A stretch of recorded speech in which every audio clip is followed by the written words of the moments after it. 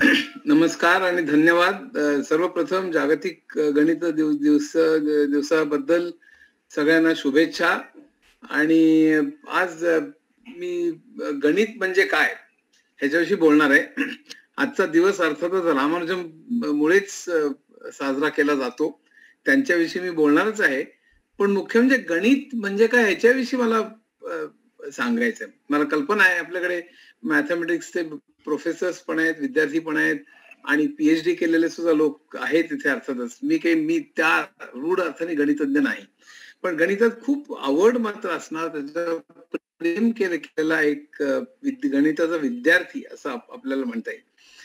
आणि आपल्याकडे गणिताच्या विषयी आता सांगितलं तर गणित म्हणजे खूप अवघड काहीतरी. गणित म्हणजे काहीतरी भयंकर अवघड, किंवा गणित म्हणजे काहीतरी फॉर्म्युले, काहीतरी समीकरणं आणि काहीतरी भयंकर अशा तऱ्हेची भीतीदायक आपल्या मनात गोष्ट निर्माण झालेली असते. ह्याचं कारण आपण गणित हे फक्त परीक्षेकरता वाचतो, अभ्यासतो. पण गणितात फार मजा आहे. आणि ही मजा काय आहे, हे कसं डेव्हलप झालं, इनफॅक्ट त्यामुळेच मी खरं गणितावर लिहायला लागलो आणि त्यात शिरलो. मला फार मजा आली. म्हणजे आणि पहिल्यापासून मी ना त्या परीक्षेकरता कधी अभ्यास नाही केला. म्हणजे माझी आणि वडिलांची खरं म्हणजे रेस लागायची. माझे वडील गणिताचे स्कॉलर ऍक्च्युली. आणि मी 6वीत असताना 8वीतली गणित सोडव, 7वीत असताना 9वीतली सोडव. मी उगाच आपण दादा आगावपणा करायचा म्हणून नाही, पण मला आवडायचं. आणि एकच गणित 3-3 पद्धतीने कसं सोडवायचं, नुसतं कसं तरी सोडवणं गोष्ट वेगळी, पण वेगवेगळ्या पद्धतीने कसं सोडवायचं आणि त्यातलं एलिगंट मेथड कुठली हे शोधणं, ह्याच्यात मला फार मजा वाटायची. आणि त्यामध्ये कित्येक गमती जमती पण व्हायच्या. म्हणजे उदाहरणार्थ मला एक गोष्ट कधीही कळली नाही गणितामध्ये, की ते अंकगणितात नेहमी प्रश्न असायचे की ते गळके हौद का होते बाबा. ते पाणी म्हणे इतक्या इतक्या यांनी हौदात भरतंय आणि हौदाला एक तो गळका आहे, त्यामुळे इतक्या इतक्या रेटनी ते पाणी बाहेर चाललंय, तर हौद किती वेळाने भरेल. तर मला गंमत असले कसले प्रश्न विचारतात ते वेड्यासारखे. हौद सरळ दुरुस्त करून टाकावं ना, गवंडाला बोलवावं, हौद दुरुस्त करून टाकावं, विनाकारण आम्हाला त्रास कशाला देत आहे, असं मला नेहमी वाटायचं. तसंच त्या आईचं वय, म्हणजे आईला 2 मुलं आहेत आणि आईचं वय पहिल्या मुलाचे इतके इतके पट आहे, दुसऱ्या मुलाचे इतके इतके पट आहे, 2 मुलांमध्ये एवढं एवढं अंतर आहे. तर आईचं वय काय? आता आईचं वय काय ते सरळ आईला विचारावं आईचं वय काय ते. उगीच काहीतरी गणित करत बसायची, 2 मुलांच्या वयामधला फरक हे करा, हे काही मला फार गंमत वाटायची.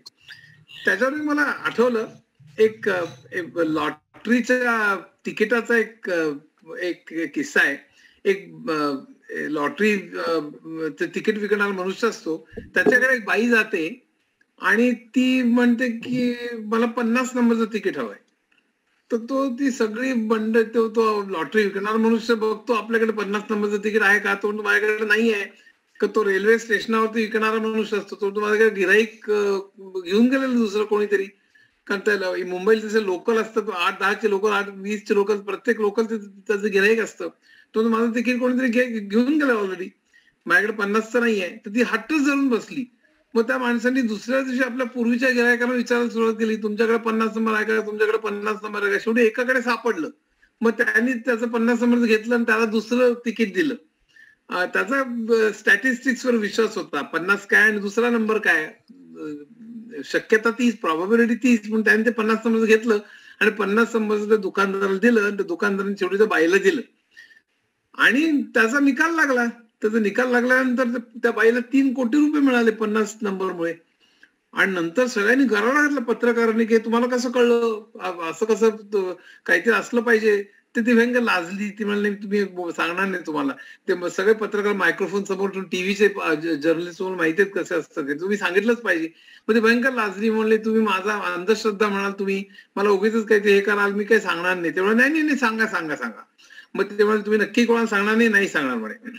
त्याचं असं झालं म्हणे की माझ्या 7 दिवस ओळीनी 7 हा आकडा येत होता म्हणे स्वप्नामध्ये, आणि 7 50 आणि 7 50 म्हणून मी 50 घेतला. तर ह्या एवढ्या चुकीच्या गुणाकारामुळे तिला 3 कोटी रुपये मिळाले.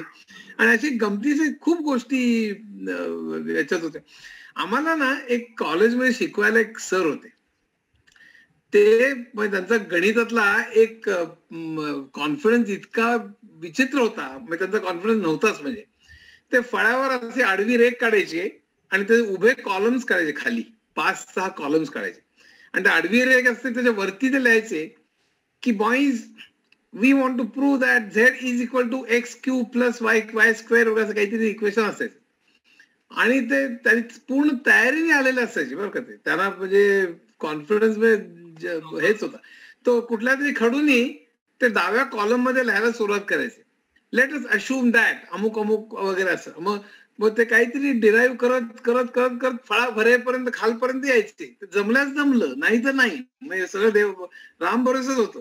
ते संबंध खालपर्यंत आल्यानंतर ते जमलं नाही तर ओके म्हणायचं, वी विल ट्राय अगेन म्हणून दुसऱ्या रंगाचा खडू घ्यायचे आणि दुसऱ्या कॉलम मध्ये पुन्हा पोहत पोहत पोहत पोहत निघायचे. पुन्हा खालपर्यंत आलं तरी काही जमलं नाही की मग तिसरा खडू. असं करत शेवटी त्या गणिताला दया यायची आणि शेवटी ते कुठल्या तरी कॉलम मधलं ते बरोबर यायचं. ते बरोबर आलं की बरं पोरं सगळे लिहून घेतात बरं का, आम्ही सगळं लिहून घेतोय. नंतर शेवटी ते म्हणायचे शांतपणे, boys the proof in the yellow chalk is correct. आणि त्यामुळे बाकीचं सगळं खोडून टाकायचं, आम्ही पण सगळं खाडाखोड करायचं. असं सगळं गमतीशीर सगळं वातावरण होतं. आमच्या वडिलांकडे पेपर तपासायला यायचे. ते पेपर एकदा एक पेपर आला होता, त्यात प्रश्न होता की फाईन एक्स, यातला एक्स किती म्हणून. असा होता. इथे एक त्रिकोण होता, त्या त्रिकोणामध्ये 4 सेंटीमीटर आणि 3 सेंटीमीटर काटकोन त्रिकोण होता. तर एक्स किती असं विचारलं होतं. तर उत्तर मुलांनी लिहिलं होतं हिअर हिअर इट इज म्हणून एक्स कडे बाण दाखवून त्यांनी उत्तर दिलेलं होतं. मला आठवतंय. असं खूप गमती मला आठवत आहे. पण म्हणजे गणिताचं जर का वर्णन करायचं झालं तर चार्ल्स डार्विननी म्हटलं होतं की अंधाऱ्या खोलीत अस्तित्वात नसलेल्या काळ्या मांजराला शोधणारे गणितज्ञ, असं चार्ल्स डार्विननी म्हणून ठेवलं. किंवा दुसरा एक मनुष्य म्हणाला होता की जो आकडेमोडीत पटाईत आहे पण अकाउंटंट बनण्याइतका व्यक्तिमत्व ज्याच्यात नाही तो म्हणजे गणितज्ञ म्हणे. किंवा बीजगणिताचा आपण क्ष य अशी चिन्ह वापरतो, त्यामुळे त्याला म्हणायचं की जे तुम्ही बोलता तेच तुम्हाला माहित नसतं, तेव्हाच तुम्ही बीजगणितातली चिन्ह वापरता. म्हणजे उगीच माहित नाही क्ष य, तुम्हाला माहित असतं तर 5, 10, 15 असं म्हणाल असतात ना. पण तुमचं ज्ञान कमी आहे म्हणून तुम्ही क्ष य वगैरे वापरता, अशी चेष्टा करायची. तसंच संख्याशास्त्रात, संख्याशास्त्र म्हणजे दिव्याचा खांब, म्हणजे कुठल्याही गोष्टीवर प्रकाश पाडण्याऐवजी फक्त आधार म्हणून त्याचा वापर होतो. कुठल्याही स्टॅटिस्टिक्स मध्ये कुठल्याही आपण काहीतरी पर्सेंटेज सांगतो त्यावेळी खरं म्हणजे एखाद्या गोष्टीवर प्रकाश पाडण्याच्या ऐवजी त्यात कुठल्याच गोष्टी आपल्या म्हणण्याला आधार मिळावा म्हणूनच आपण ते करत असतो. असं कित्येक लोक. आता एक गंमत बघा, संख्याशास्त्रात काही सिद्ध करता येतं. कारण ऍव्हरेज ज्याला म्हणतो आपण, डोकं आगीत आणि पाय बर्फात, पण तरी शरीराचं तापमान सरासरी चांगलं. म्हणजे इकडं डोकं माझं भाजतंय आणि पाय बर्फात आहेत, पण माझं शरीराचं सरासरी तापमान हे बरोबर आहे. म्हणून मी स्टॅटिस्टिक्स वाला म्हणजे ठीक आहे, तुझ्यात काही बिघडलेलं छान आहेस तू म्हणून. तसंच एक गंमत बघा, याला एक पॅराडॉक्स म्हणतात.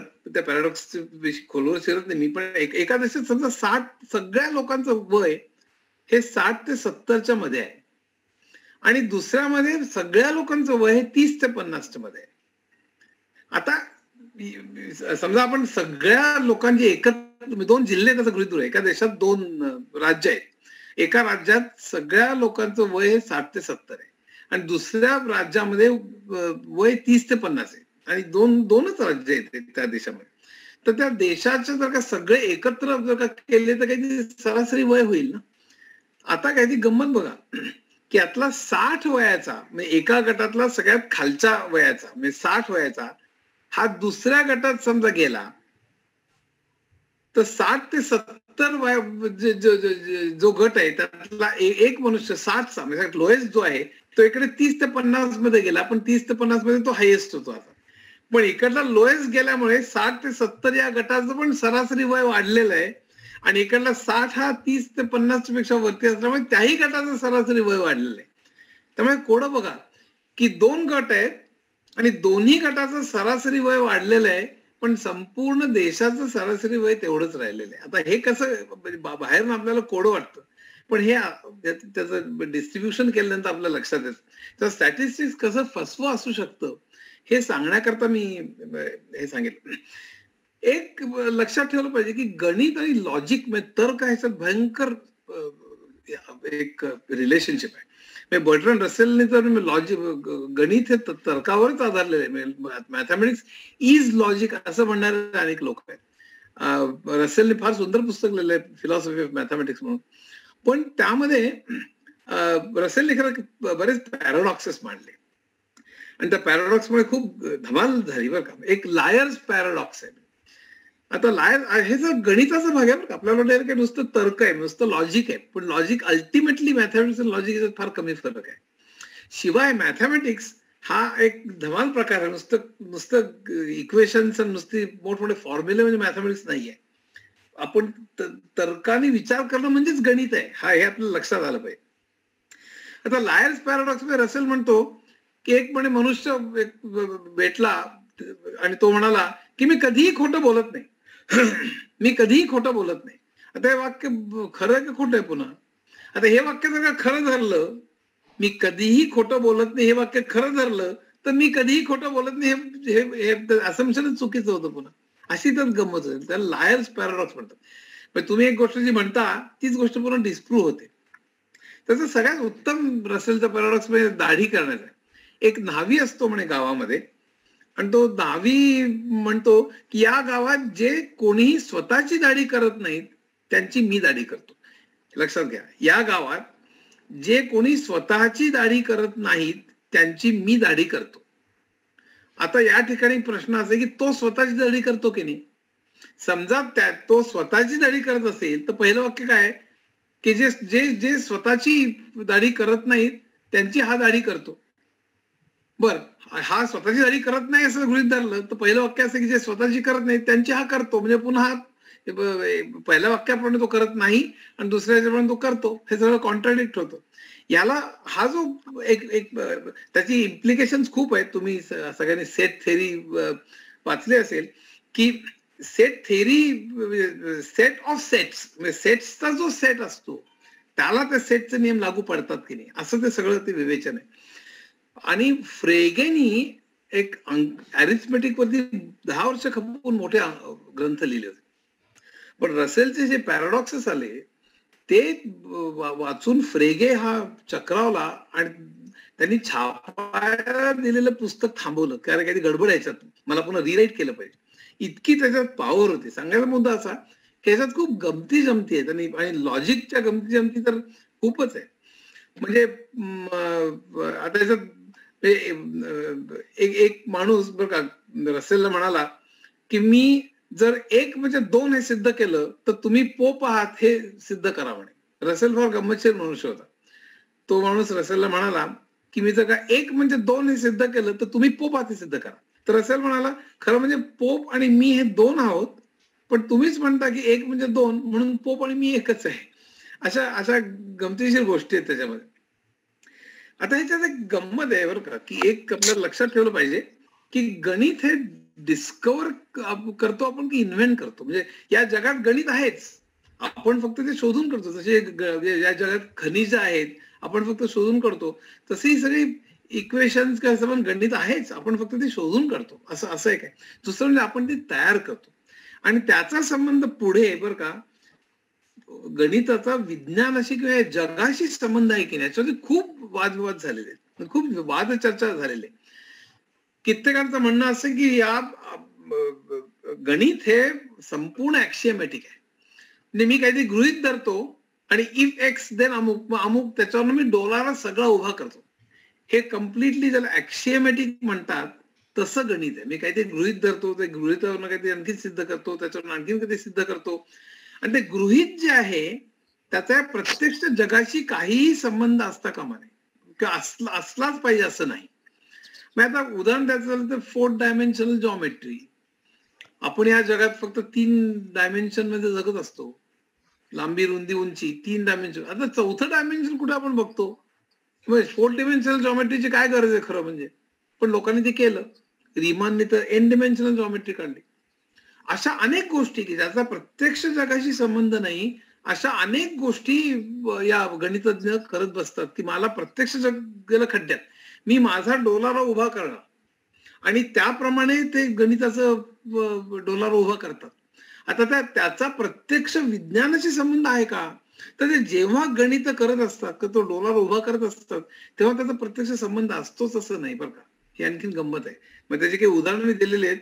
तर गणिताचा विज्ञानात उपयोग ग्रुप थेरी नावाची थेरी ही निघाली. ही गॅल्व्हा नावाच्या फ्रेंच गणितज्ञांनी काढली आणि त्याचं म्हणजे फारच विचित्र आयुष्य होतं. ते तो 21व्या वर्षी मेला. 1811 ते 1832 21 वर्ष फक्त जगला. त्याची मतं फार जहाल होती. तो किडकिडीत होता आणि त्यांनी त्याचं आणखी दुसऱ्या एका मुलाचं एका मुलीवर प्रेम होतं. तो प्रेमाचा त्रिकोण होता आणि त्या काळी अशी पद्धत होती की दोघांचं प्रेम असेल तर चक्क रस्त्यावर द्वंद्व युद्ध करून कोण जिंकणार ते ठरवणार म्हणे. भयंकरच झालंय की त्या दोघांनी मारामारी करायची चक्क. जो जिंकेल त्याला ती मुलगी मिळेल. आणि तो गॅल्व्हा किडकिडीत होता. त्याला माहित होतं की आपण मरणार आहोत म्हणून. त्याला चक्क माहित होतं आपण मरणार आहोत म्हणून. आदल्या रात्री त्यांनी भराभर आपल्याला जे माहिती आहे ते एका समासात लिहून काढलं. भर कधी 60 पानं लिहून काढली की उद्या आपण मरणार आहोत म्हणून. तो मेला दुसऱ्या दिवशी. 21 वय असताना तो मेला. आणि त्यांनी लिहिलेलं जे सगळं आहे त्यातून ग्रुप थेरी नावाची थेरी निर्माण झाली. ती थेरी ऍक्च्युअली सिमेट्रीच्या विषयी त्याच्यात बऱ्याच तऱ्हेने कॉमेंट्री केली जाते.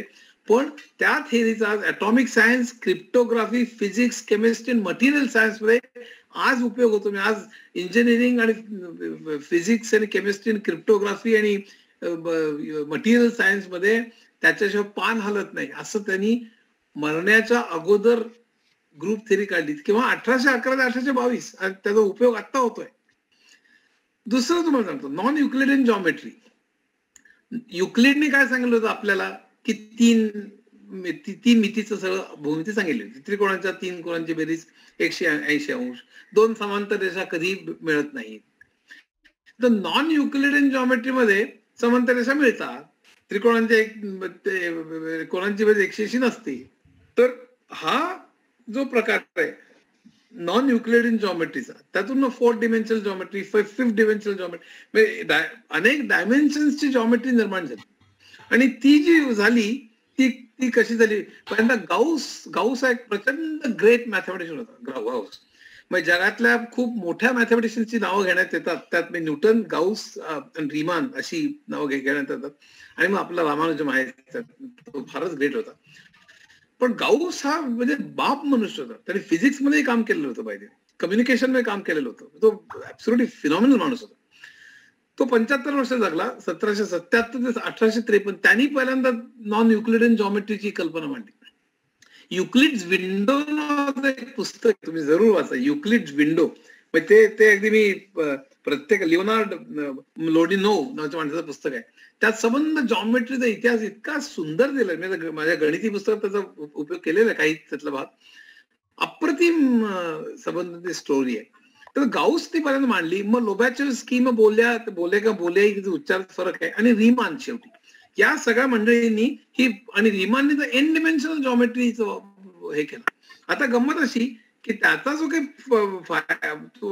फायदा झाला तो कुठे झाला तर 4 डिमेन्शनल जॉमेट्रीचा फायदा आईन्स्टाईनच्या जनरल थेअरीमध्ये झाला. म्हणजे आईन्स्टाईननी गुरुत्वाकर्षणाचा वेगळ्या तऱ्हेने विचार केला.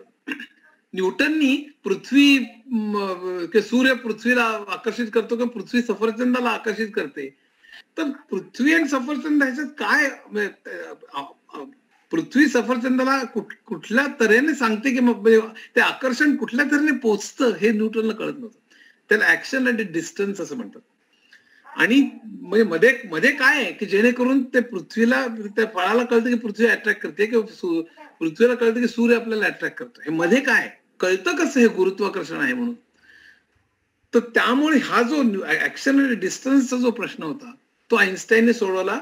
आणि त्यांनी सांगितलं की मोठा एक समजा वस्तुमान असेल तर त्याच्या भोवती स्पेस टाइम हे कर्व होतं. म्हणजे एखाद्या गादीवरती एक गोळा ठेवला आणि तो गोळा खोल स्पंजची गादी आहे त्यात मोठा लोखंडी गोळा ठेवला तर तो खाली जाईल आणि खोलगड खड्डा तयार होईल आणि त्याची पसरट अशी डिश असते तशा त्याचं वातावरण तयार.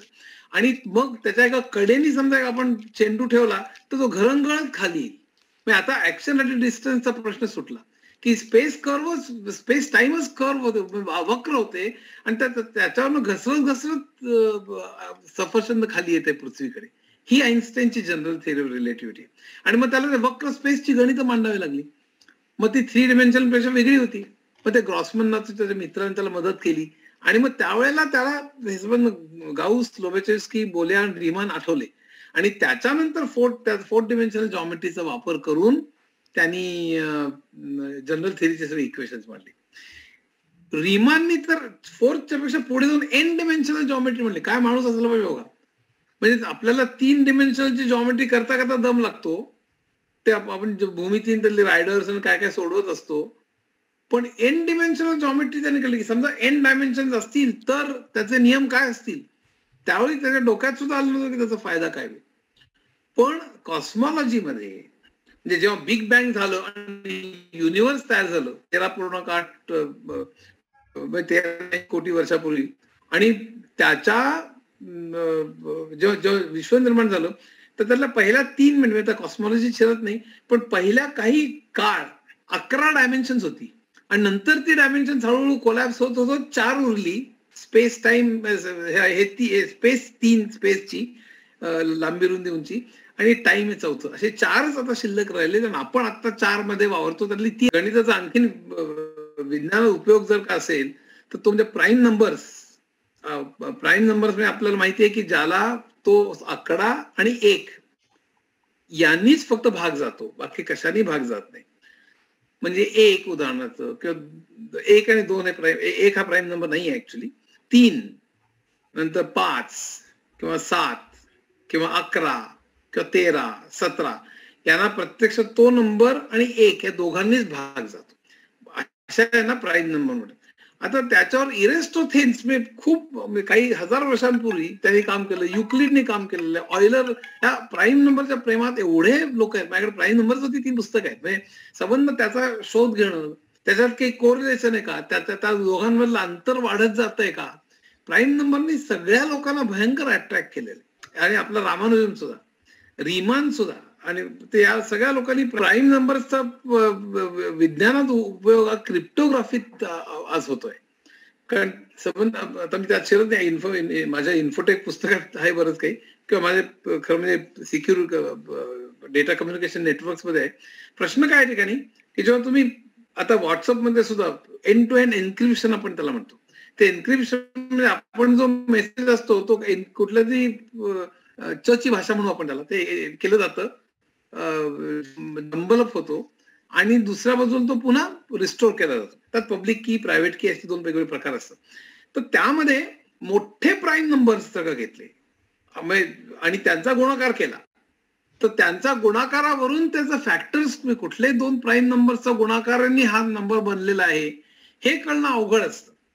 आणि ह्याचा फायदा हा क्रिप्टोग्राफीमध्ये केलेला असतो की कुठल्या याचं फॅक्टरायझेशन करणं आणि प्राईम नंबर सहज म्हणून सांगितलं की याचा फायदा क्रिप्टोग्राफीमध्ये होतो.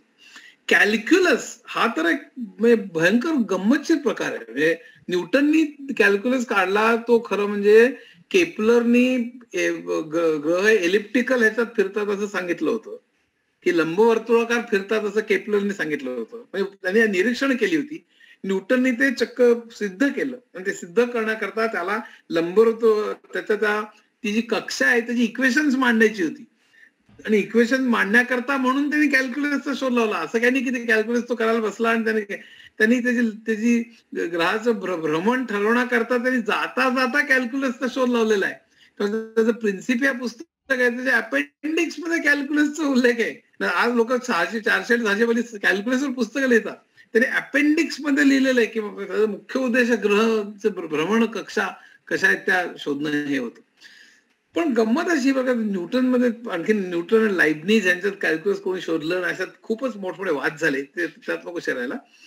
पण सगळं विज्ञानच कॅल्क्युलस मध्ये बदलून गेलं. आता मॅक्सवेलची गोष्ट घ्या.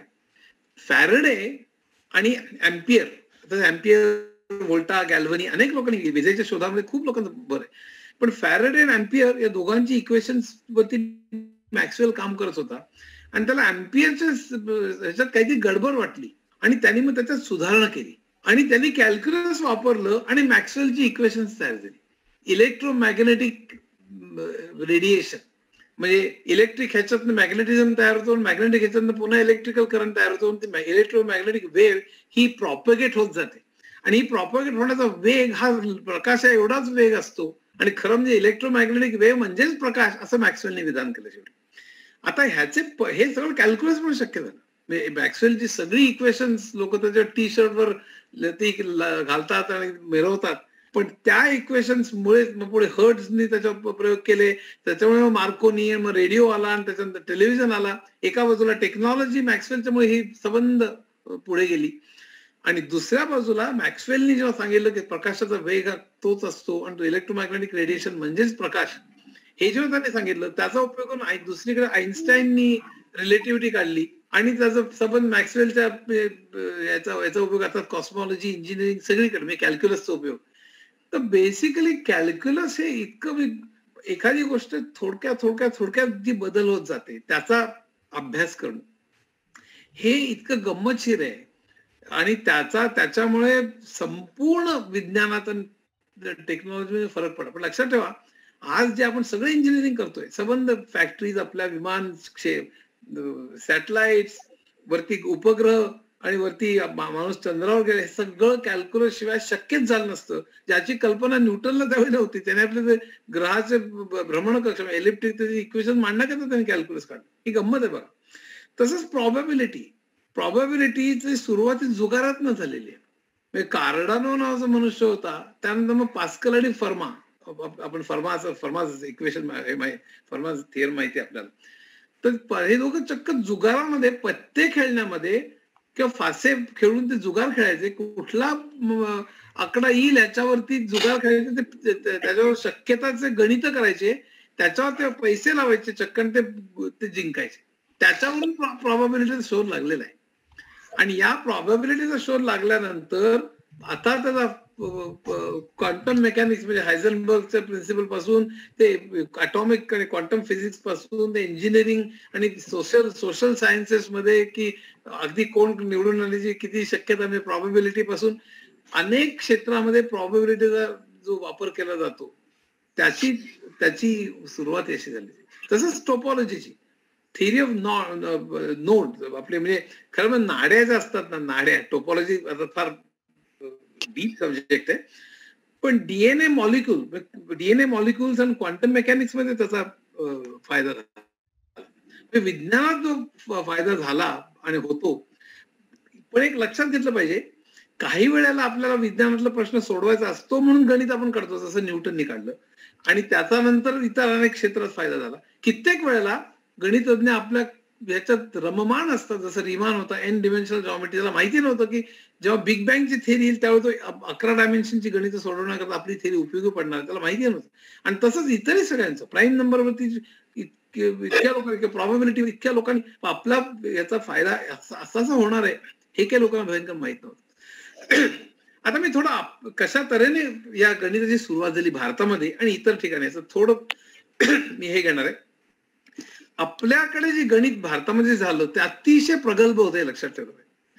म्हणजे भास्कराचार्यांपर्यंत, म्हणजे 12व्या शतकापर्यंत भारतामध्ये गणिताची प्रचंड मोठी परंपरा होती. आणि त्याचा यज्ञ जेव्हा करत असत त्यावेळी तिथे कुंड, म्हणजे तिथे जे हे असे त्याचे आकार, तो चौरसाकृती किंवा अनेक वेगवेगळ्या त्याचे भूमिती त्याला वापरली जायची. शल्वसूत्र ही इसवी सन पूर्व 800 मध्ये लिहिली गेली. त्याला शल्व म्हणजेच मोजणं, किंवा ज्या दोराने आपण मोजतो त्याला शल्व म्हणतो. प्राचीन ऋषींना पायथागोरसची थेरी माहित होती.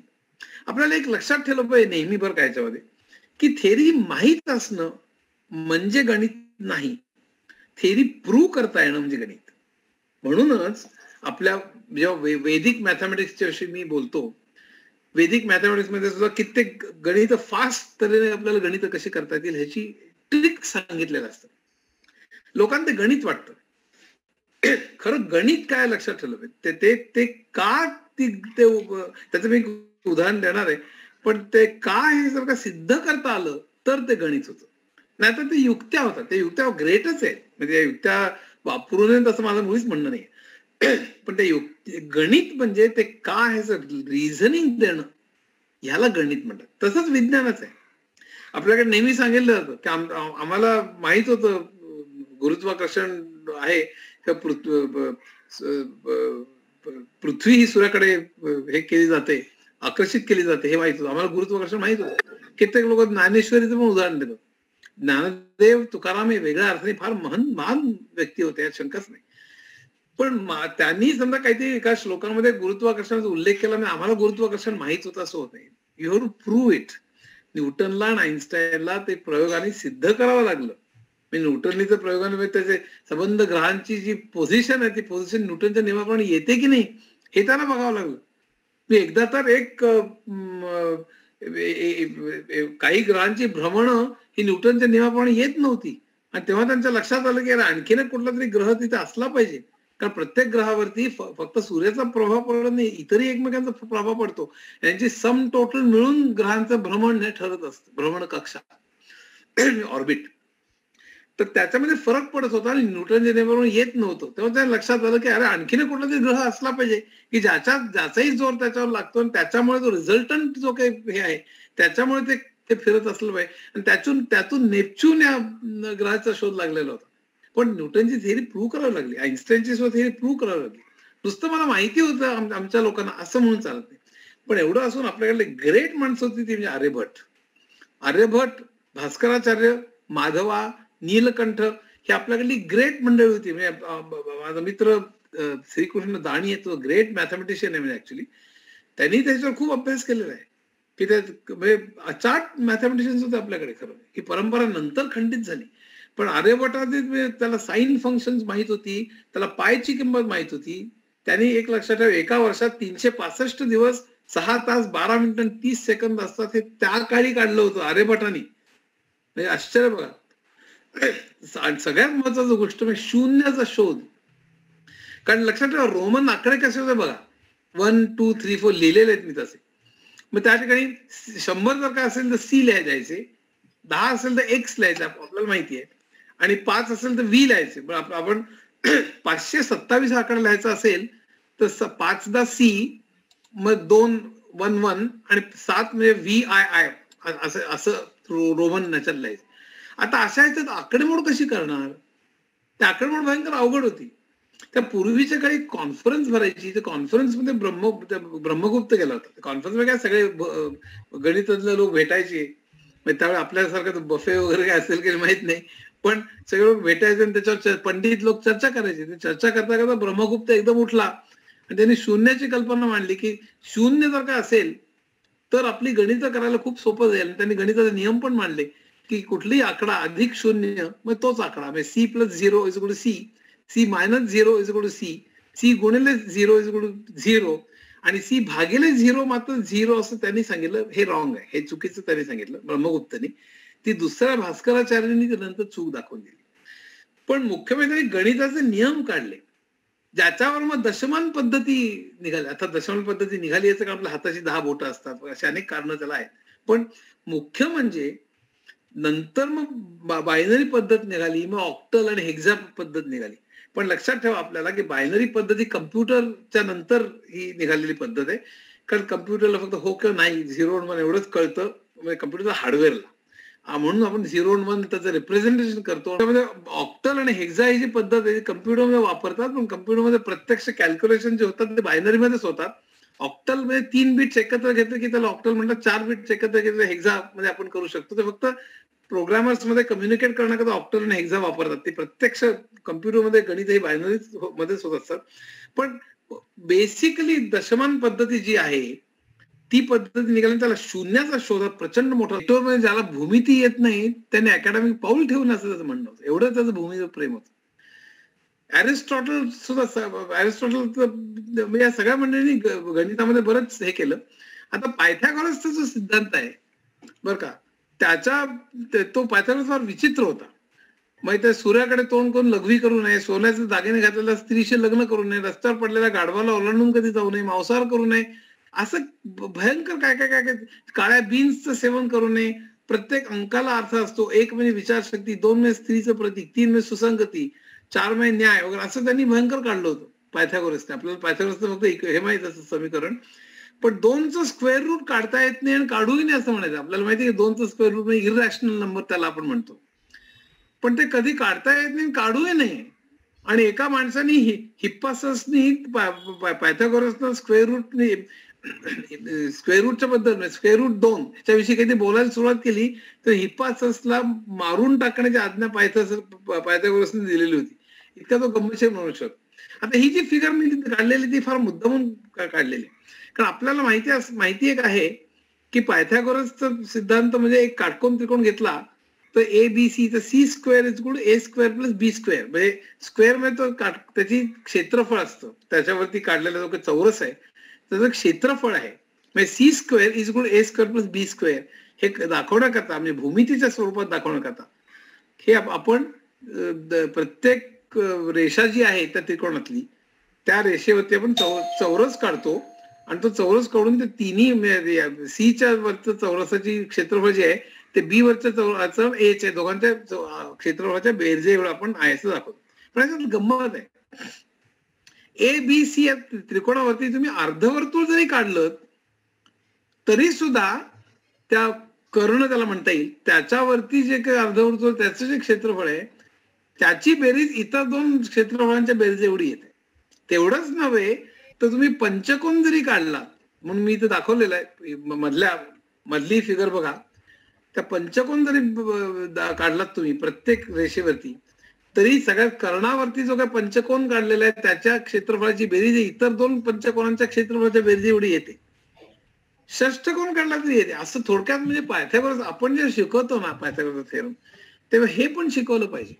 आणि हे का बरं, ह्याचं कारण असं की हे जे हेमिस्फिअर नाही अर्धवर्तुळ, हेमिस्फिअर 3 डिमेन्शन होईल, पण अर्धवर्तुळ जे काढलेलं आहे सगळ्यात डावीकडल्या आकृतीमध्ये तिथे त्या क्षेत्रफळ जे आहे ते पाय स्क्वेअर म्हणजे पुन्हा आर स्क्वेअरशी त्याचा संबंध असतो. म्हणजे त्याचा जसा इथे ए square plus B square C square आहे तसं याच्या स्क्वेअरशी संबंध आहे. म्हणून तिथे ते अर्धवर्तुळाचं जे क्षेत्रफळ आहे ते क्षेत्रफळ इतर दोन क्षेत्रफळांच्या बेरजे इतकं असतं. हे आपल्याला जर सांगितलं मुलांना तसंच पंचकोनाचं पण दाखवता येतं. पंचकोनाचं सुद्धा क्षेत्रफळ हे ते त्या रेषेच्या स्क्वेअरच्या प्रपोर्शन मध्ये असतं.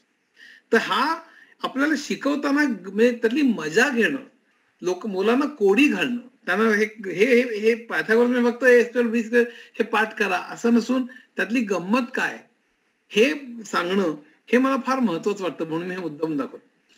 झिनोचा एक पॅराडॉक्स होता. इथे हे आपण नेहमी मुलांना शिकवलं पाहिजे असं मला वाटतं की हे हा पॅराडॉक्स कसा म्हणजे काही हजार वर्षांपूर्वी हा पॅराडॉक्स तयार झाला. आणि तो पॅराडॉक्स म्हणजे गंमतच होती की त्या विनोनी 3 पॅराडॉक्सेस मांडली, त्यातला हा खूप महत्वाचा पॅराडॉक्स मानला जातो. त्याचं म्हणणं असं होतं की समजा एक कासव आहे आणि मी त्यांनी बरेच हरिण आणि कासव किंवा माणूस आणि कासव काही घेता येतं, पण एक जलद पळणारा माणूस आणि एक कासव अत्यंत हळूहळू जात आपल्याला माहिती आहे. पण त्यांनी दाखवून दिलं की तो माणूस कितीही वेगाने गेला तरी तो कासवाच्या पुढे जाणंच शक्य नाही. आता आपल्याला आश्चर्य वाटेल की आपल्याला माहिती का माणूस 50 किलोमीटरने जायला लागला आणि कासव समजा 2 किलोमीटरने जायला लागलं तर आपण गणिताने काढू शकतो किती वेळा तो त्याला पार करून जाईल. पण झेनोने दाखवून दिलं की त्याला क्रॉस करून जाणंच शक्य नाही. कारण त्यांनी दाखवलं की माणूस कासवाच्या पूर्वीच्या पोझिशन जिथे कासव होतं तिथपर्यंत जेव्हा जाईल तोपर्यंत कासव थोडं अंतर पुढे गेलेलं असेल. पुन्हा माणूस हा कासवाच्या आता नवीन पोझिशन पर्यंत जाईल तेव्हा कासव पुन्हा थोडंसं पुढे गेलं असेल, फार नाही पण थोडंसं पुढे गेलेलं असेल. पुन्हा माणूस कासवाच्या या पुढच्या पोझिशन पर्यंत जाईल तेव्हा कासव आणखीन थोडं अंतर गेले असेल, फार नाही पण आणखीन थोडं पुढे असेल. हा पॉझिटिव्ह नंबर असेल. पुन्हा माणूस कासवाच्या नवीन पोझिशन पर्यंत जाईपर्यंत कासव आणखीन पुढे गेलेला असेल. हे अनंत काळ चालू राहील. काय गंमत आहे बघा. म्हणजे मोठमोठ्याने प्रश्न पडला, आपण तर बघतो माणूस ओलांडून जाताना कासवाला, पण झेनोने तर सिद्ध केलं गणिताने की बघा कासवाच्या जुन्या पोझिशन पण जाईपर्यंत कासव थोडं तरी पुढे जाईल, आणखीन पण नवीन जाईपर्यंत पुन्हा ते पुढे जाईल. तर हे जे आहे ना त्यामुळे लोक पुष्कळात पडले. आता हे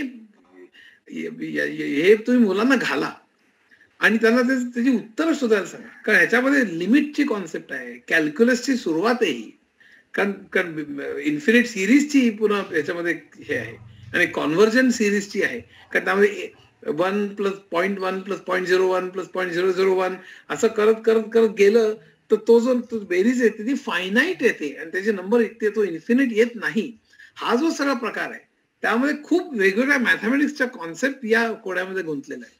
मला असं जरूर वाटतं की तुम्ही सगळ्यांनी या हे अशा नुसतीच कोडी नाही येते, ही कोडी मुलांना घालून त्याच्यावरून त्यांचं गणितातलं इन्साईट वाढवणं, ह्याच्यात जी मजा आहे ती खूप मजा आहे. आता देकार्तनी संबंध कोऑर्डिनेट जॉमेट्री आपण एक्स वाय झेड जे म्हणतो ते कोऑर्डिनेट जॉमेट्री आणि अल्जिब्रा. पुन्हा आपण जेव्हा एखादा ग्राफ काढतो तर एक्स आणि वाय कोऑर्डिनेट्स म्हणतो, एखाद्या ग्राफचं इक्वेशन म्हणतो, म्हणजे भूमितीचं अल्जिब्रात रूपांतर करत असतो. ती सुरुवात देकार्तून झाली. आणि देकार्त कुठली बसला असताना माशी का काहीतरी त्याने बघितली आणि त्याला एकदम कोऑर्डिनेट्सची कल्पना सुचली आणि त्याच्यावरून आपण आज जे संबंध ग्राफ्स काढतो त्याचे इक्वेशन्स मांडतो, म्हणजे जॉमेट्री अल्जिब्राची संबंध हा देकार्तने चालू केला. फर्माचं सुद्धा एक गंमत होती. एक भयंकर मोठा गणितज्ञ होऊन गेला. त्यांनी प्रॉबॅबिलिटीत काम केलं, त्यांनी इतर अनेक याच्यात काम केलं, त्यांनी सुद्धा प्राईम नंबर्स मध्ये काम केलं. पण त्यांनी फर्माज लास्ट थेरम म्हणून एक पुस्तक आहे, सिमॉन सिंगचं फार सुंदर पुस्तक आहे त्याच्यावर. तर त्यांनी असं म्हणलं की a to the power n अधिक b to the power n is equal to c to the power n. आता n ची व्हॅल्यू काही असू शकते. n ची व्हॅल्यू एकच जर का झाली तर ते a plus B is equal to c असं होईल. आणि a plus B plus C असे हे इक्वेशन सॅटिस्फाय करणार आपल्याला लाखो गोष्टी मिळू शकतात. म्हणजे a जर का 2 असेल आणि b 3 असेल तर c म्हणजे 5, a म्हणजे 4 असेल, b म्हणजे 6 असेल तर c म्हणजे 10. आता n म्हणजे 2 जर का धरलं तर हे equation a square plus B square is equal to C square असं होतं. आता हे पण इक्वेशन पाळणारे अनेक व्हॅल्यूज आहेत. त्यानंतर पायथागोरियन ट्रिपलेट्स असं म्हणतात. म्हणजे 2 3 5 2चा स्क्वेअर अधिक 3चा स्क्वेअर 2 3 4 तर अशा तऱ्हेचे जे आहेत ते सगळे ट्रिपलेट्स म्हणतो आपण त्यात, की बेसिकली ए square plus B square C square पण पायथागोरसचं म्हटलं. आणि तशा अनेक व्हॅल्यूज आपल्याला मिळू शकतात. पण 3 n इज इक्वल टू 3 म्हटलं तर a cube plus b cube is equal to c cube अशा 3 जे पूर्ण अंक आहेत, पूर्ण अंक, दशांश वगैरे नाही किंवा फ्रॅक्शन नाही, पूर्ण अंक असे ए बी सी पूर्ण अंक आहेत आणि a cube plus b cube is equal to c cube values व्हॅल्यूज मिळतात का? तर फर्माला तर काही मिळेना.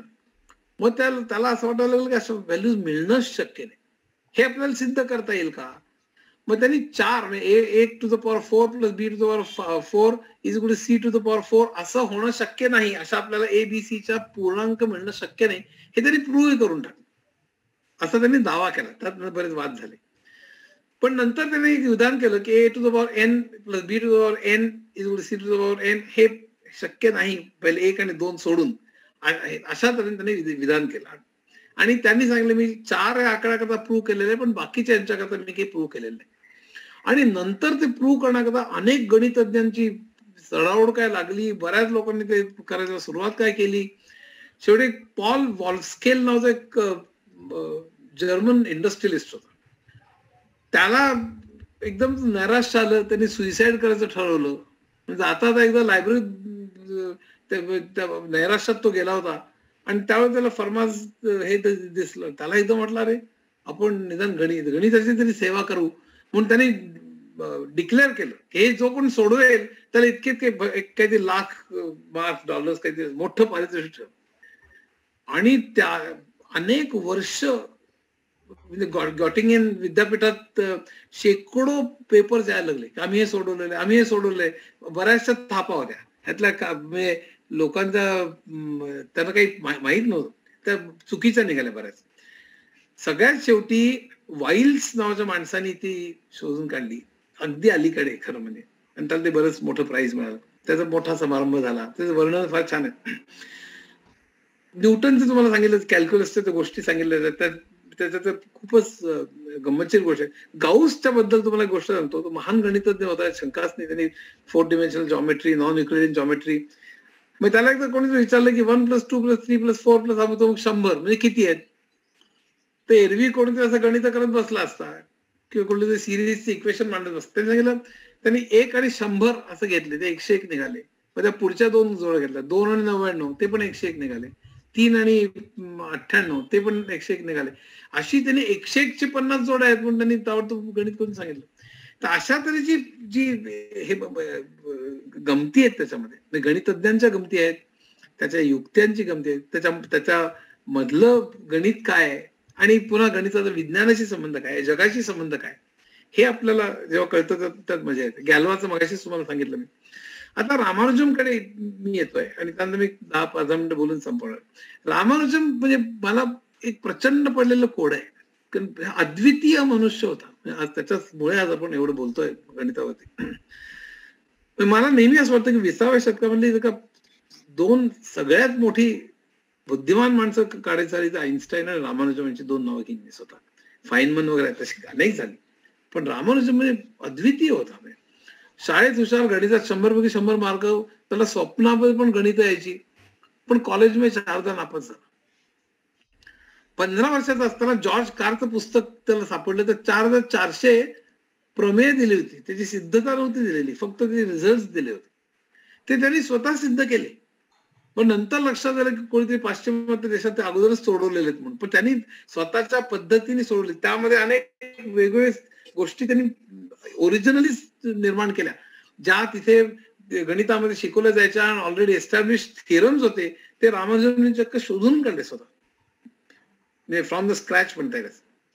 पण अगोदरच कोणीतरी सोडवले, लक्षात आल्यानंतर त्यांनी खिन्न होऊन ते कागद लपवले.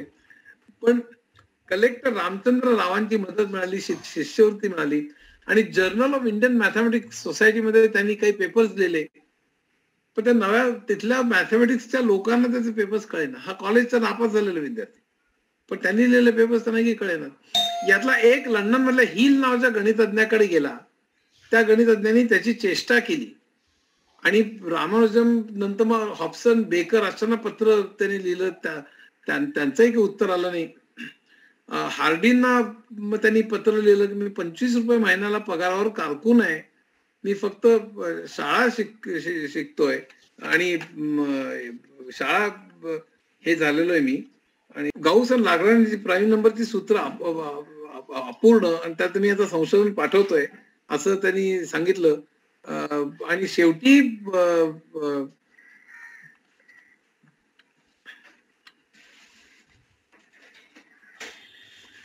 हार्डीने त्याचं पत्रच उघडलं नाही.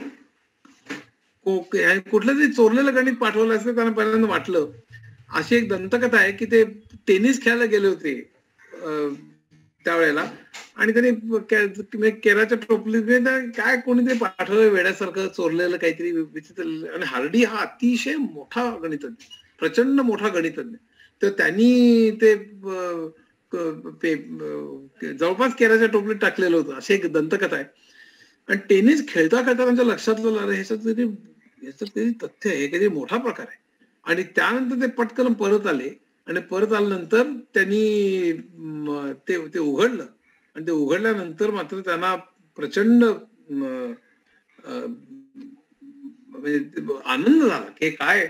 आणि ते लिटल वूड त्यांच्या बरोबर जे होते ते चर्चा करायला लागले त्या पेपरवरती. ते बर्ट्रांड रसेलने लिहिलं की त्या दोघांना म्हणजे गगनात आनंद मावला की हे काय चाललेलं आहे, हा कोण माणूस आहे. शेवटी ते रामानुजमला केम्ब्रिजला बोलवलं. आता इंग्लंडला जायचं म्हणल्यानंतर हा इतका जुनाट होता, याचा देवीवरती विश्वास होता. तो 3 दिवस फरशीवर झोपून देवीची आज्ञा मला 4थ्या दिवशी मिळाली म्हणून तो जायला निघाला, अशी सगळी ती गोष्ट. मग त्याचं प्राईम नंबरवरती संशोधन, अनेक गोष्टींवरती त्याचं संशोधन होतं आणि इतक्या भयानक वेगाने त्याच्या डोक्यात विचार चालायचे. पाकिटाच्या मागे तो कुठेतरी कागद मिळाला की त्याच्यावर विचार कर, एक स्टेप नंबर 1, नंतर स्टेप नंबर 3, स्टेप नंबर 8, मग 20, असं भयंकर काहीतरी चालायचं. मधल्या स्टेप शोधून अनेकांनी PhDs मिळवलेले तिथे. इतकं प्रचंड वेगाने त्याचं सगळं काम चालायचं. त्याचं एक इक्वेशन दिलेलं आहे रामानुजननी, पायची किंमत शोधण्याचं सूत्र, हे खूप प्रसिद्ध आहे. हे लोक टी शर्टवर हे करतात, मॅक्सवेलच्या इक्वेशन सारखं. कम्प्युटर वापरून या पद्धतीने पायची किंमत काढतात. आपल्याला माहिती आहे पाय मी 3.14 वगैरे असं आपण मानतो, पण या सूत्राचा उपयोग करून इंटेल चिप मधला दोष काढला गेला, हे लक्षात ठेवा. म्हणजे तुम्हाला कल्पना यायची काय पॉवर असली पाहिजे. एकदा महालनोबिस त्यांच्या ओळखीचे होते, ते रामानुजमकडे गेले रामानुजम भाजी करत होते आणि त्यांनी कोडं घातलं की एका शहरात म्हणे एका बाजूला घरांचे नंबर 1, 2, 3 वगैरे असे वाढत जाणारे आहेत आणि त्या घरात कमीत कमी 50 आणि जास्तीत जास्त 500 घर आहेत. एक घर असं आहे की त्या घराच्या अगोदरच्या घर क्रमांकाची बेरीज जर का केली तर ती त्या पुढच्या घर क्रमांकांच्या बेरीजच्या एवढीच होते. तर त्याचा घर क्रमांक किती असेल की त्याच्या अगोदरच्या घरांच्या नंबरांची बेरीज केली आणि त्या पुढच्यांची बेरीज केली तर ती तेवढीच येते. एका क्षणात रामानुजन उत्तर दिलं की ते एकंदर घर 288 असली पाहिजे आणि त्याचा घर क्रमांक 204 असला पाहिजे. ह्याचं कारण 1+2+3+ असं हे 203 पर्यंत जर गेलो आपण इज सेम ऍज 205 अधिक 206 अधिक 204 अधिक असं 2.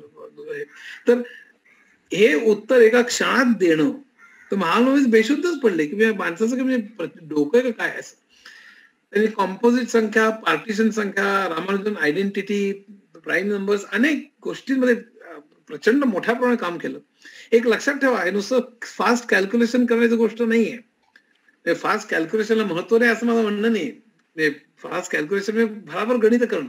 रामानुजननी बेसिक मॅथमॅटिक्स मध्ये भर घातलेली लक्षात ठेवा.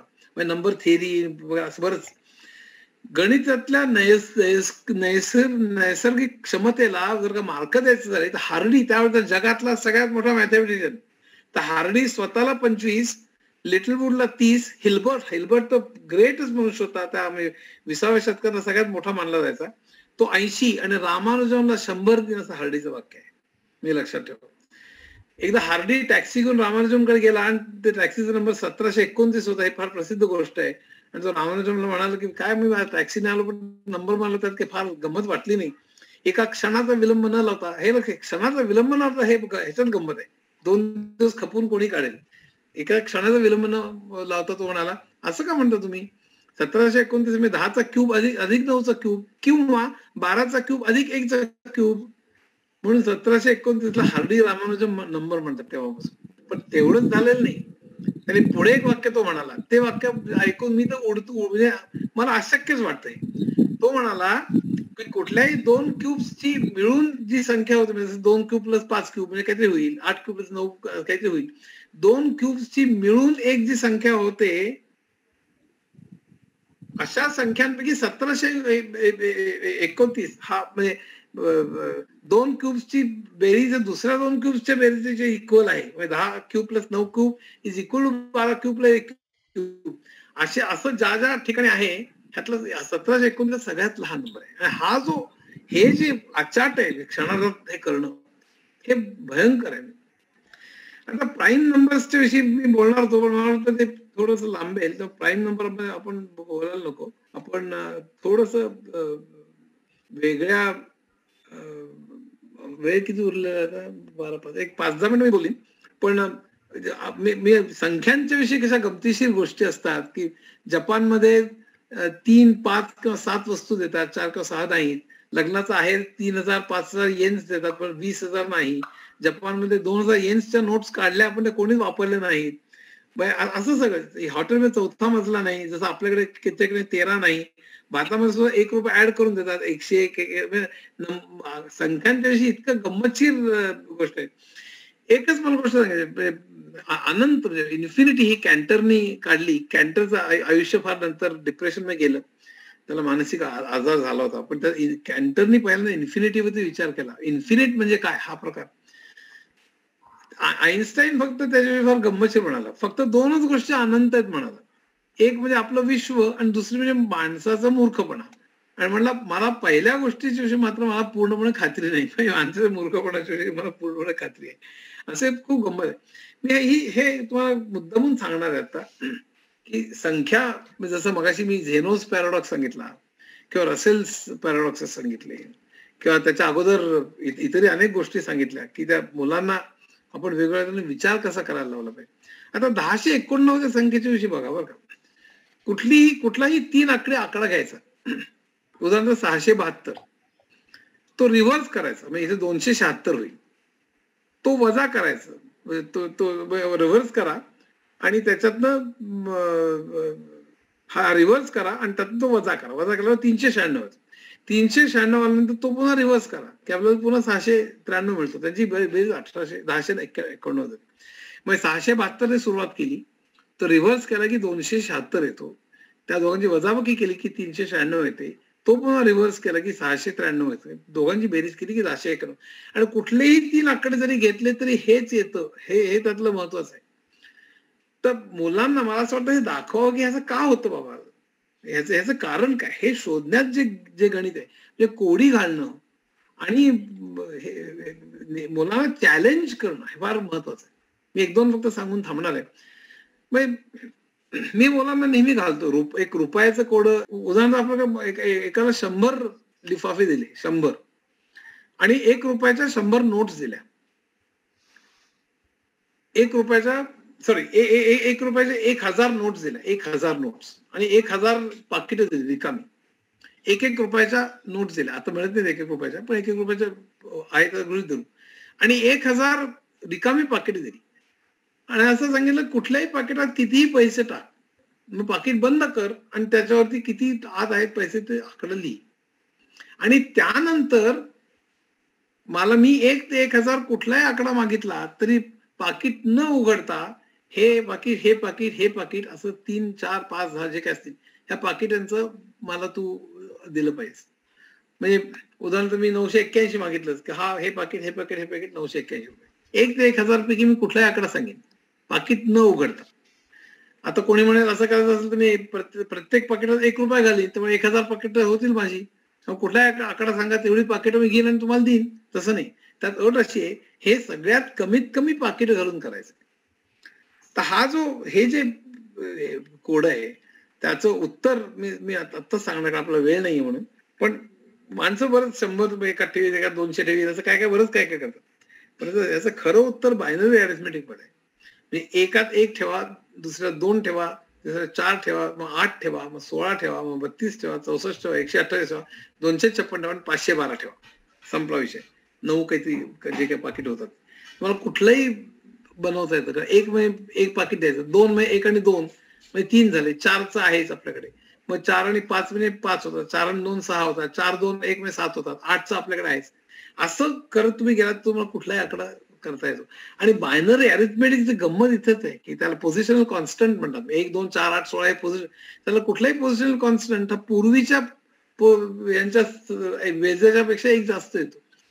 4 म्हणजे 2 आणि 1 अधिक 1 येतो. 8 म्हणजे 4 आणि 2 1 अधिक 1 येतो. 16 म्हणजे 8, 4, 2, 1 अधिक 1 येतो.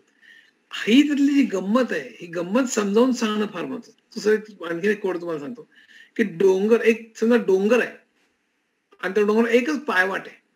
त्या खालनं 6 वाजता सकाळी 6 वाजता एक मनुष्य निघाला आणि तो संध्याकाळी 6 वाजता डोंगराच्या वरती पोहोचला. तो पायवाट सोडून कुठेही गेला नाही. तो खालनं निघाला आणि तो डोंगराच्या वरती संध्याकाळी 6ला पोहोचला. पण कसाही गेला, ठराविक वेगाने नाही. 5 मिनिटं जाईल, 2 तास विश्रांती घेईल तिथे, पुन्हा पुढे. त्यांनी पायवाट सोडली नाही, पण तो कसाही गेला. खालनं 6 वाजता सकाळी निघाला, संध्याकाळी 6 वाजता तिकडे रात्री तिथेच थांबला. सकाळी 6ला पुन्हा तिथनं निघाला आणि संध्याकाळी 6ला तो पुन्हा खाली आला. पण कसाही आला. तर एक असा डोंगरावरती त्या पाय वाटेवरती एक तरी असं बिंदू असेल का की त्या बिंदूपाशी काल ज्यावेळी होता त्याच वेळी तो आज आहे, हा प्रश्न आहे. तर लोक लगेच 6 वाजता म्हणतात. तसं नाही, रेल्वे टाइम धरायची. इथे 6 वाजता तिथे 18, तर तिकडनं मग 6ला निघाला इथे 18ला पोहोचला, त्यामुळे त्यावेळा नाही. पण त्या लाईन वरती एक तरी बिंदू असेल का की ज्या बिंदूला काल तो ज्यावेळी होता त्याच वेळेला आज आहे. इथे मी जास्त फार काय थांबत नाही. मी लोक अर्थात म्हटलं तरी गरज नाही, का तू कसाही गेलेला आहे, कुठेही झोपलेला आहे, कुठेही थांबलेला, काही तेव्हा असा बिंदू असलाच पाहिजे की ज्या वेळेला तो काल ज्या ठिकाणी होता त्याच वेळ आज आहे, असं असलंच पाहिजे का, असा प्रश्न आहे. असं असलंच पाहिजे का, इज इट नेसेसरी? त्याचं उत्तर येस, इट इज नेसेसरी हे उत्तर. आणि त्याचं कारण असं की आदल्या दिवशी तो जसा जातोय ते कोणीतरी लक्षात ठेवल्याचं गृहीत धरा, आणि दुसऱ्या दिवशी वरनं कोणीतरी मनुष्य खाली येत असताना आदल्या दिवशी तो जसा गेला होता त्याची एक डमी कुठली तरी वरती येते असं गृहीत धरा. तो वरनं मनुष्य खाली येतोय आणि खालनं जसा काल तो गेला होता तशीच एक डमी वरती येते. ते दोघं कुठेतरी भेटले पाहिजे. ही साधी गोष्ट आहे. दिस इज मॅथमॅटिक्स. लक्षात ठेवा, लॉजिक आणि थिंकिंग मुलांच्या मनात घुसवणं म्हणजे मॅथमॅटिक्स फॉर्म्युले पाठ करणं नाही. म्हणून मी लिफाफ्याचं उदाहरण दिलं, म्हणून डोंगराचं उदाहरण दिलं, म्हणून सिनोस पॅराडॉक्सचं उदाहरण दिलं, म्हणून ते पायथागोरसचं याचंच उदाहरण 5-10 उदाहरण देण्याचं कारण हेच आहे की या सगळ्या आणखीन एक उदाहरण 10n म्हणजे 9.9999 असेल तर n म्हणजे 0.99999 10 ने भागलं म्हणजे की 0.9999 होईल. 10n मधनं n वजा केला की आपल्याला 9n बरोबर 9 असं येईल. म्हणजे n म्हणजे 1 येईल. पण n तर 0.999 होतं. अशी कोणी घातली लोकांना लिमिटची कल्पना येते. तसंच असे खूप वेगवेगळे आहेत. मला मला एक शेवटला एक रिमार्क मारून मी थांबवणार आहे. गणिताविषयी बोलणार खूप आहे. त्याला गणितज्ञांच्या गोष्टी अतिशय धमाल आहेत. म्हणजे त्यातलं फर्मा काय, ते जुगार खेळणारी मंडळी काय, कार्डानो ते सांगत बसलो बरेच तास त्यात जातील. एक मला सांगायचं आहे की गणित म्हणजे फॉर्म्युले पाठ करणं नाही, गणित म्हणजे फक्त मार्क मिळवणं नाही. गणित is a way of thinking. गणित म्हणजे लॉजिकली विचार करणं, फक्त कोडी सोडवणं नाही, फक्त फास्ट गणित करणं नाही. तर गणित म्हणजे एका वेगळ्या तऱ्हेने तुम्हाला विचार करता आला पाहिजे, लॉजिकली तुम्हाला डिराईव्ह करता आला पाहिजे, एखाद्या वेगळ्या तऱ्हेची क्षमता डेव्हलप करता आली पाहिजे आपल्याला. तर ही क्षमता आपल्याला कशी डेव्हलप करता येईल, उद्याचे गणितज्ञ आपल्याला कसे तयार करता येतील, मार्क मिळवतील न मिळवतील हा वेगळा मुद्दा आहे. हे आपण जर का बघितलं तर भारतामध्ये पुन्हा आपण वेगळ्या तऱ्हेचे मोठे गणितज्ञ तयार करू शकतो. आणि नुसते गणितज्ञ की कम्प्युटर सायन्स मध्ये लागतात, आता क्रिप्टोग्राफीमध्ये त्यांना जॉब मिळतात, हे सगळं प्रॅक्टिकल उपयोग आहे. पण त्यापेक्षा फंडामेंटल म्हणजे अप्लाइड मॅथमॅटिक्स एक झालं, पण प्युअर मॅथमॅटिक्स की त्याचं वैभव एवढं मोठं आहे की त्यात आपण न्हावून गेलं पाहिजे. आणि त्या रामानुजमचं त्यामुळे आपण स्मरण केलं पाहिजे असं मला वाटतं.